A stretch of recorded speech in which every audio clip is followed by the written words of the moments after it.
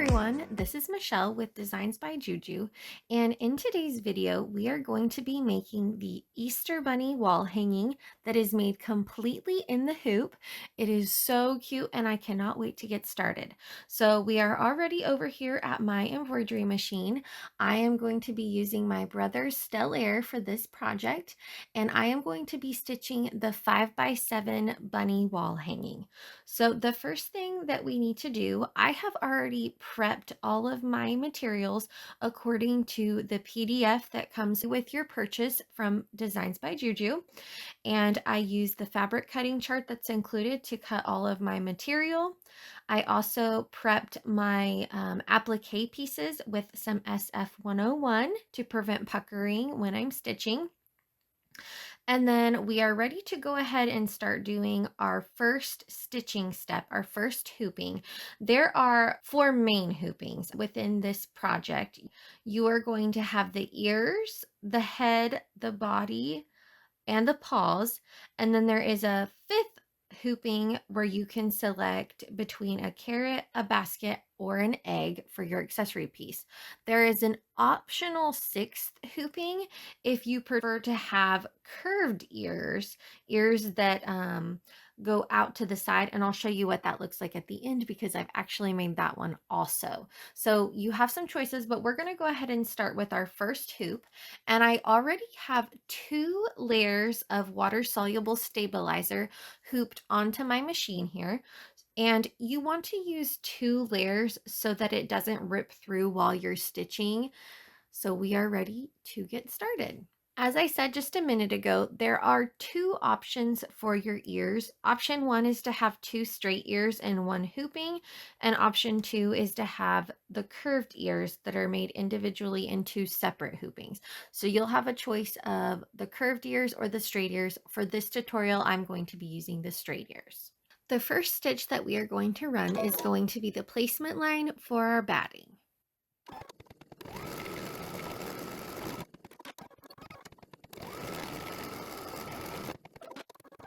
All right, so the placement lines for our batting have stitched. It might be a little bit hard to see here on the camera because I did use a light pink thread, but I am going to place my batting over the tops of those placement lines.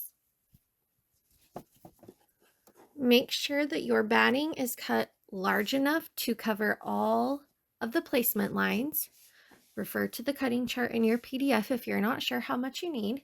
And now we're going to stitch the tack down line.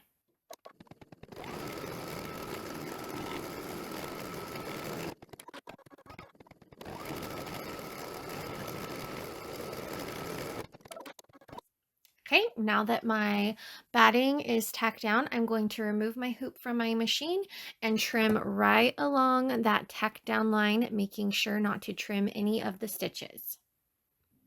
I have trimmed away the excess batting right along that tack down line, like I said, making sure not to trim any of the stitches. And I like to use some curved edge applique scissors when I trim that batting, just so that I don't accidentally nick a stitch. So I've done that. Now I am ready to add my top applique fabric. And for my bunny, I actually have 2 fabrics that I am going to be layering on top of each other. This is just purely for design. I loved this flower fabric that I saw on clearance, no less, at my local store. So I picked this up, and then I just have some beautiful sparkly cotton layered on the bottom. So I'm going to place it first and make sure that it is nice and smooth. And then I'm going to place my specialty fabric, which is going to be this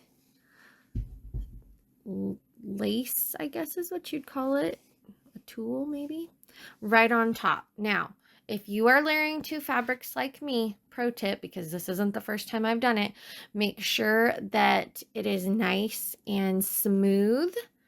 And if your top fabric is slippery or it is sliding on the bottom fabric, you can secure it with some paper medical tape. Do not put your fingers anywhere near the stitch path.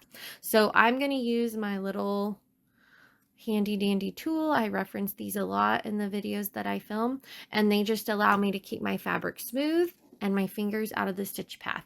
So right now we are ready to tack down our top fabric.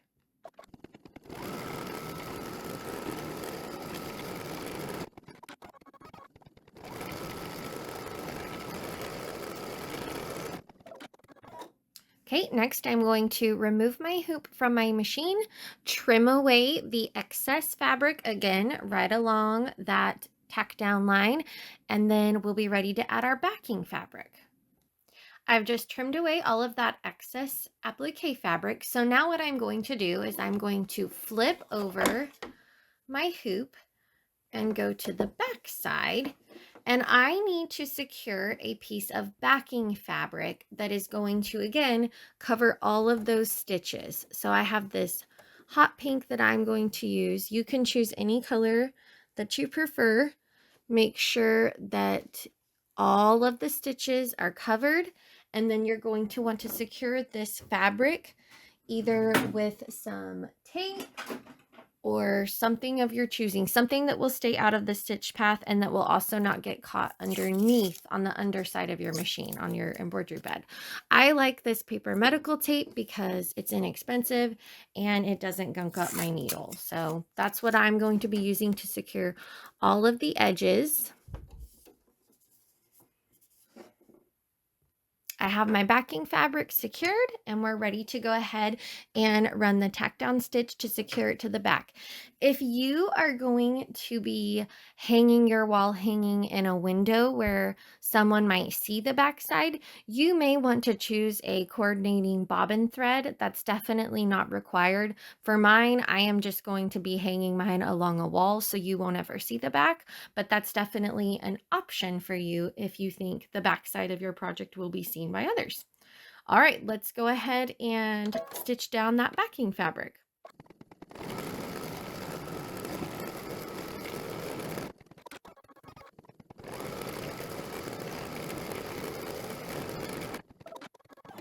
Okay, now I'm going to remove my hoop from my machine and trim away the excess backing fabric. Here is what the back side of my hoop looks like. So again, I've just trimmed right on along that tack down stitch.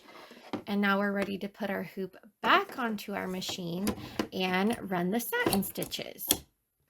Make sure that you refer to the color chart that's included within your download, within your purchase, for satin and design stitching sequencing. All right, I'm going to go ahead and run this satin stitch off camera and then we'll check back in.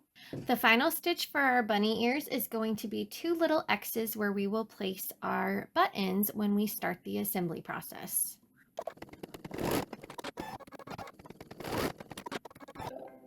All right, I'm ready to remove my hoop from my machine, and I am going to remove my bunny ears from the hoop.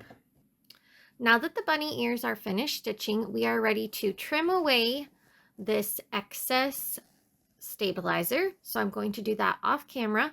As you're trimming, make sure that you trim close, but not too close because you do not want to nick one of your satin stitches. Once you have your excess stabilizer cut away, you're ready to remove what's left. So you can see I just leave a little bit around the edge, enough that I can easily remove it and I don't accidentally cut the satin stitches.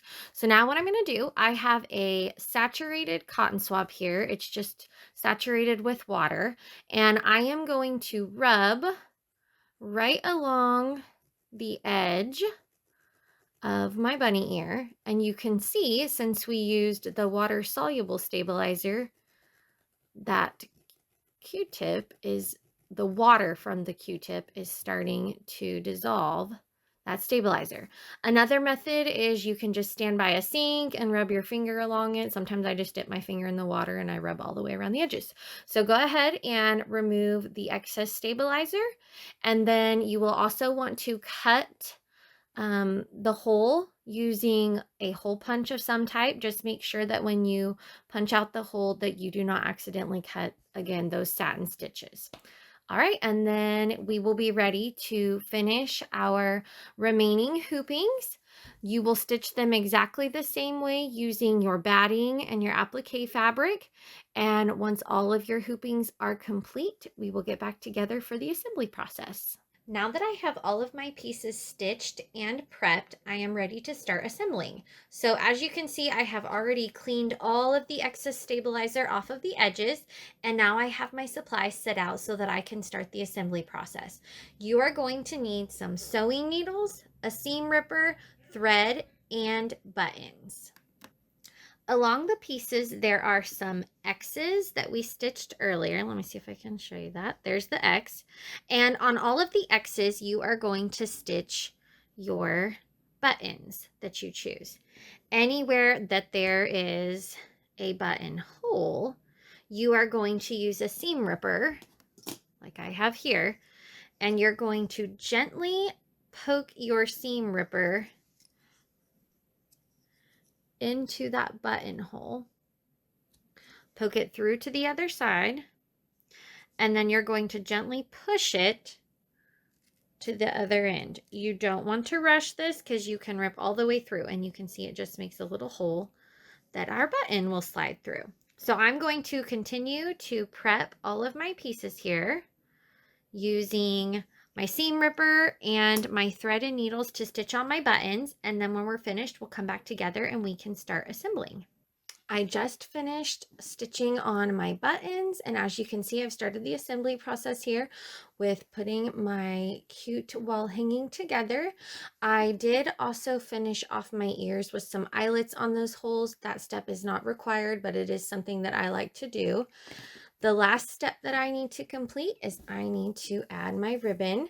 So choose a ribbon that you like, cut it to a length that's appropriate. You can tie a bow at the top, you can tie two sections, however you feel that you're going to want to hang your Easter bunny wall hanging at your home. And then we'll check back in at the end to see the final product. And here they are. Here are the completed in the hoop Easter bunny wall hangings. The pink bunny is the 5x7 size and the cute blue bunny is the 6x10 size.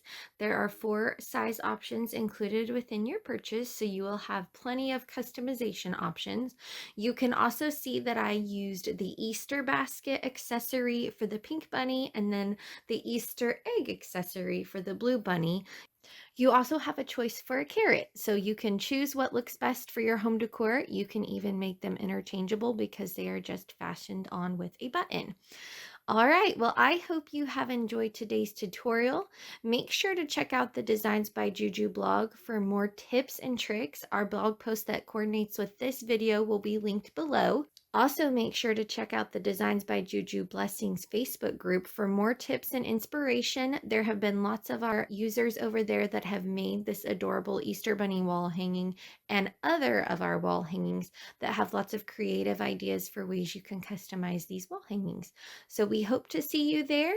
Make sure that you subscribe to our YouTube channel and we'll see you soon. Happy stitching!